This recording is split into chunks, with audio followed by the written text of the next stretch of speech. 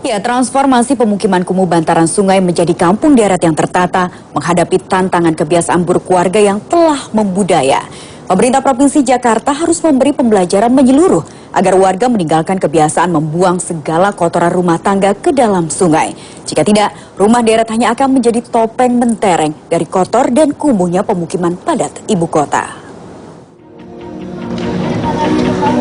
Desain khusus disiapkan untuk membangun rumah deret bagi warga kawasan padat penduduk di bantaran sungai di Jakarta yang langganan banjir. Sebagai solusi banjir di musim penghujan, menurut rencana rumah akan berbentuk panggung yang multifungsi. Lantai atas sebagai tempat tinggal, sementara di bawahnya bisa dipakai untuk ruang serbaguna. Warga bisa memanfaatkannya sebagai tempat usaha, lahan parkir, atau tempat aktivitas lainnya ketika tak ada banjir. Seperti ini kondisi wilayah Bukit Duri, Jakarta Selatan yang akan dijadikan kampung deret. Dan rencananya nanti sepanjang jalan ini akan dibangun rumah-rumah panggung oleh pemerintah DKI Jakarta. Pembangunan ini memang diperlukan karena mengingat keberadaan rumah-rumah warga ini berada tepat di pinggir Kali Ciliwung yang rentan sekali dengan banjir.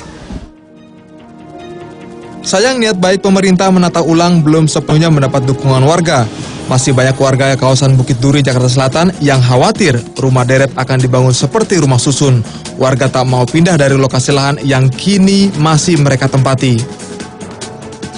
Harapannya pemerintah ya harus memperhatikan warga yang ada di lingkungan sini lah gitu. Memberi harapan yang pasti gitu, supaya tidak ada dirugikan. Itu aja intinya, jadi saling membantu lah gitu. Karena juga kita tidak ingin pindah dari lokasi ini gitu. Rumah deret panggung juga diproyeksikan untuk menjauhkan aktivitas warga dari kali, karena budaya warga bantaran sungai selalu melakukan apapun di daerah aliran sungai. Mulai dari mandi, mencuci, buang air, hingga membuang segala sampah rumah tangga. Kebiasaan inilah yang selama ini mencemari dan membuat sungai tak mampu menahan debit air di kala musim hujan. Walau banyak mendapat dukungan, namun di mata pakar perkotaan, proyek kampung deret belum sepenuhnya tepat diterapkan di Jakarta. Di antaranya adalah tidak mengurangi kepadatan bangunan yang ada, karena relatif hanya membongkar bangunan lama, lalu mendirikannya kembali di atas lahan yang sama.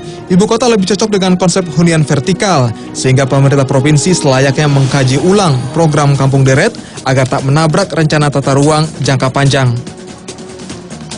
Kalau kita mengacu kepada RT RW Jakarta 2030 sebenarnya yang paling tepat adalah pembenahan peremajaan kawasan tadi lebih kepada pembangunan rumah susun. Dalam konteks ini adalah kawasan hunian vertikal yang terpadu dan ramah lingkungan.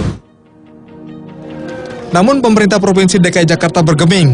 Pasangan Joko Widodo Basuki Cahayapurnama terus berusaha meyakinkan jika programnya akan terus berjalan dan mampu membenahi masalah pemukiman padat kumuh ibu kota.